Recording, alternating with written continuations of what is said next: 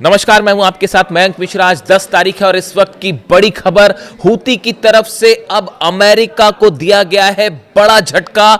और हूती ने ऐसे ऐसे जो खबरें आ रही हैं उसके मुताबिक, जो सोर्सेस से खबरें हैं कि हूती ने अब बाब-अल मंदेब के करीब MQ-9 रिपर ड्रोन को निशाना बनाकर गिरा दिया है। देखिए, पिछले 12 घंटे के अंदर हूती की तरफ से जो हमले किए गए वो सब के सब हमले बिल्कुल उसी स्टाइल में किए जा रहे हैं, उसी तरीके से किए जा रहे हैं जैसे हमले ईरान करता है। जिस तरह से ईरान बैलिस्टिक मिसाइल्स दागता है, जिस तरह से ड्रोन अटैक्स होते हैं, जो डिफेंस सिस्टम ईरान का एक्टिवेट है, बिल्कुल इसी तरह से अब हूती के लड़ाके भी हमले कर रहे हैं। यानी जंग का अंदाज वही है जो ईरान करता है। दूसरी चीज, हूती ने अब वही एग्रेसिव अप्रोच ले लिया है जो ईरान ने हॉर्मूज को लेकर अपना रखा है। बिल्कुल वही रणनीति हूती ने बाब-अल मंदेब के लिए अपना रखी है। देखिए, इस वक्त की जो बड़ी खबर है, US MQ-9 reaper drone reportedly crash near चेल्बी एयरबेस इन जिबूती। देखिए, जिबूती एक देश है जहां पर अमेरिका का एयरबेस है, चेल्बी एयरबेस। यहां पर अमेरिका इसको मैनेज करता है, काफ़ी फाइटर जेट्स हैं यहां पे।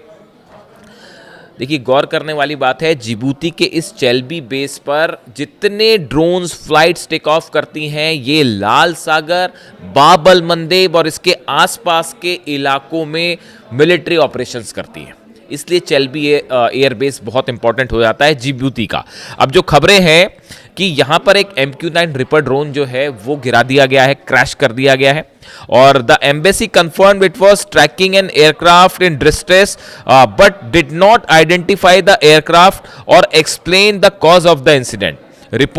Reports have identified the aircraft as an MQ-9 while no group has claimed responsibility। देखिए, अभी जो खबर है उसके मुताबिक एक MQ-9 रिपर ड्रोन था जिसने ये चेल्बी एयरबेस जो अमेरिका का है इससे टेक ऑफ किया। ये बाब-अल मंदेब के आसपास था, तब इसने स्ट्रेस सिग्नल दिया और फिर उसके बाद ये लौटा नहीं और क्रैश कर गया। अब अमेरिका ये कह रहा है कि अंदेशा है कि हूती ने जो है वो इसको मार गिराया है। हालांकि अभी इसको लेकर कोई बड़ा दावा नहीं हुआ है, लेकिन ये माना जा रहा है कि हूती ने इसे मार गिराया। अब आप देखिए, चेल्बी एयरबेस जो है इसका थोड़ा जिक्र करना ज़रूरी है क्योंकि ये यमन में जो जंग हो रही है अब इसमें ये चेल्बी एयरबेस इंपॉर्टेंट होने जा रहा है और इस पर हमला भी हो सकता है। ये जो एयरबेस है जिबूती में स्थित एक सामरिक सैन्य एयरबेस है। यह जिबूती की राजधानी शहर से दक्षिण पश्चिम में लगभग 6 किलोमीटर की दूरी पर है। और इसकी मुख्य बातें यह है कि यहाँ पर अमेरिका जो है उसके ड्रोन्स हैं, जितने ड्रोन मूवमेंट होते हैं अमेरिका के वो सब यहाँ से होते हैं। और अब सूत्रों के हवाले से ऐसी भी खबर है कि अगर जिबूती के इस चेल्बी एयरबेस पर हमला हो जाता है तो कोई आश्चर्य की बात नहीं होगी। अगर अमेरिका ने किसी तरह का ऑपरेशन किया यमन में हूती के खिलाफ तो हो सकता है कि ये चेल्बी एयरबेस जो है इस पर हमला हो जाए। और ये जो MQ-9 रिपर ड्रोन गिराया गया है ये हूती की तरफ से एक वार्निंग है अमेरिका को कि आप लाल सागर से दूर रहिए। इसके अलावा देखिए, जो खबरें आ रही हैं, यमन ने जो है हूतीज़ ने सऊदी के ऊपर लगातार दबाव बनाना शुरू कर दिया है। यानी हमले के साथ साथ समंदर में, बाब-अल मंदेब में एक टोटल ओवरऑल दबाव बना रखा है हूती के ऊपर। ये बहुत ही एग्रेसिव रणनीति है। Yemen Houthis strike Saudi backed forces in Mokha with ballistic missile drone and releasing dramatic footages. देखिए, मोखा में जो हमला हुआ, यमन की सेना यानी सऊदी को, जो सऊदी बैक करता है जिस यमन की सेना को, उसके ऊपर हूती ने हमले किए। कैसे हमले किए मोखा में?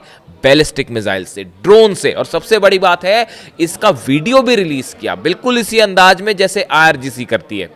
अब आप समझ जाइए मैं क्या कहना चाह रहा हूं। The Houthis warned Saudi Arabia, wherever you mass, you get bombed। सीधी धमकी है सऊदी को हूती की तरफ से कि आप जहां भी जमा होंगे वहां पर हमला किया जाएगा।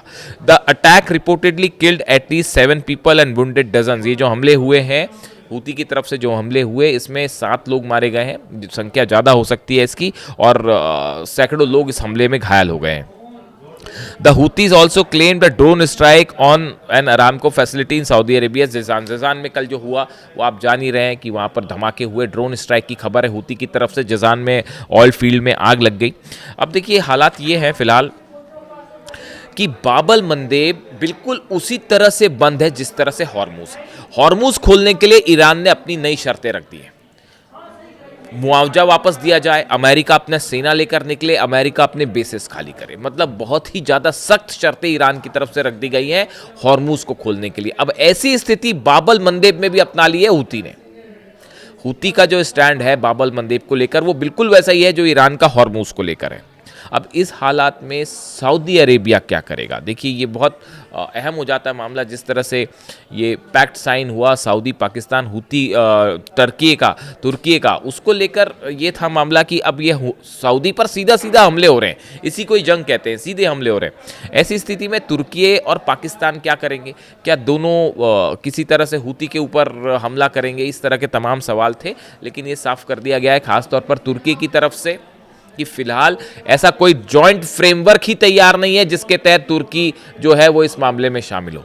यानी तुर्की ने दूसरे शब्दों में हूती पर किसी भी तरह का ऑपरेशन करने से साफ मना कर दिया है। तुर्की ईरान के खिलाफ नहीं जाएगा, ये बात एकदम साफ है। इस हालात में देखिए तुर्की माइनस है, यानी सऊदी यहाँ पर फिर अकेला पड़ा हुआ है। अमेरिका मदद करने की सिचुएशन में है नहीं, इजराइल जो है वो सऊदी की मदद करेगा नहीं। इस हालात में अब सवाल ये है कि सऊदी अपनी रक्षा कैसे करेगा, सऊदी की मदद कैसे होगी? ये अपने आप में एक बड़ी खबर। इसके अलावा देखिए एक और अहम खबर का जिक्र करना ज़रूरी है, वो है गाज़ा। नेतन्याहू की तरफ से बयान आया है कि वो एक तो 15 सूत्री जो प्रोग्राम है डोनाल्ड ट्रंप का गाज़ा पीस प्लान जो है वो उसको स्वीकार करने से उन्होंने मना कर दिया, सीधा सीधा मना कर दिया। यानी ये देखिए आप ये बता रहा है कि ये डोनाल्ड ट्रंप की लगातार कम होती पोजीशन को बता रहा है कि ईरान ने डोनाल्ड ट्रंप की हालत ऐसी कर दी है कि अब नेतन्याहू मुंह पर सीधा मना कर दे रहे हैं, क्योंकि सब कोई महसूस कर रहे हैं कि हर स्तर पर डोनाल्ड ट्रंप की हार हुई है, डोनाल्ड ट्रंप एडमिनिस्ट्रेशन की हार हुई है। चाहे हॉर्मूज हो, चाहे न्यूक्लियर पॉलिसी हो, चाहे जंग हो, आप जहां भी ले लें, चाहे एयर बेसिस हो, डिफेंस हो, सिक्योरिटी हो, सब में अमेरिका बुरी तरह से हारा है ईरान के साथ जंग। तो अब ऐसे हालात में हम नेतन्याहू भी सीधा सीधा जो है डोनाल्ड ट्रंप के प्रस्ताव को नकार दे रहे हैं और कह रहे हैं कि गाज़ा पीस प्लान को मैं नहीं मानूंगा। इसको लेकर तमाम खबरें आप देख सकते हैं। और इसको लेकर ईरान और इजराइल आमने सामने होंगे, इस बात को भी याद रखिए। गाज़ा को लेकर अब ईरान और इजराइल के बीच में बड़ी जंग होगी, ऐसे हालात बनते जा रहे हैं या बनाए जा रहे हैं, दोनों स्थिति है।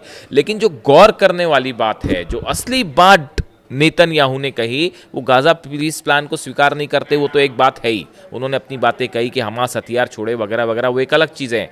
लेकिन जो गौर करने वाली बात है वो ये है, नेतन्याहू ये कह रहा है कि मेरे जीते जी एक फिलिस्तीन एक राष्ट्र नहीं बनेगा, एक राज्य नहीं बनेगा। ये अपने आप में बहुत बड़ी बात है।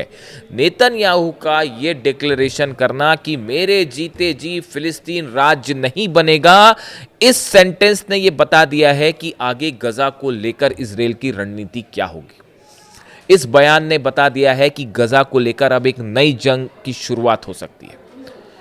गजा को लेकर ये जो बात है, ये देखिए बहुत अहम सेंटेंस है जो मैं फिगर आउट कर पाया कि मेरे रहते रहते जो है, मेरे जीते जी जो है फिलिस्तीन राज्य नहीं बनेगा। यानी ये एक बड़ा चैलेंज है जो नेतन्याहू दे रहे हैं और ये आधार रख रहे हैं एक नई जंग की।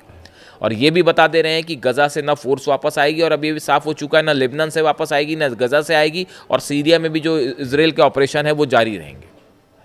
अब मुख्य सीट पर, ड्राइविंग सीट पर अब नेतन्याहू है, ना कि डोनाल्ड ट्रंप। डोनाल्ड ट्रंप पीछे होगा, नेतन्याहू स्ट्राइक करेगा। और प्लान है जितने ईरान के संगठन जो मदद कर रहे हैं उन सबको कमज़ोर करने का, चाहे हमास हो, चाहे हिजबुल्ला हो, चाहे हूती हो। लेकिन हो उल्टा रहा है, हूती भी वहाँ पर ज़बरदस्त दबाव दे रहा है और लेबनान में जो है वो हिजबुल्ला भी लगातार हमले कर रहे हैं। वो खबरें आ ही रही हैं, आप देख रहे हैं किस तरह से इजरायली फोर्सेस को नुकसान पहुँचाया जा रहा है। यानी पूरा मिडिल ईस्ट एक बार फिर अनसेटल है बुरी तरह से। लाल सागर से लेके, हॉर्मूज से लेके, बाब अल मंदेब से लेकर ऑयल बिजनेस पूरी तरह से ठप पड़ा हुआ है। ऐसे में ईरान ने अपनी शर्तें रख दी हैं अमेरिका के सामने। अब सवाल यह है कि अमेरिका क्या ईरान की शर्तों को मानेगा? क्या मुआवजा देने की बात जो ईरान ने कर दी है, क्या डोनाल्ड ट्रंप उसको मानेंगे? अगले चंद दिनों में एक बड़ा चेंज आप देख सकते हैं पूरे मिडिल ईस्ट में, और देख सकते हैं आप कि कैसे यहाँ पर समीकरण बदल रहे हैं और पावर सेंटर शिफ्ट होके अब तेहरान और ईरान पहुँच चुका है। इससे जुड़ा जो भी अपडेट होगा आप तक पहुँचाऊंगा। कमेंट करके बताइए वीडियो कैसा लगा। Thank you so much.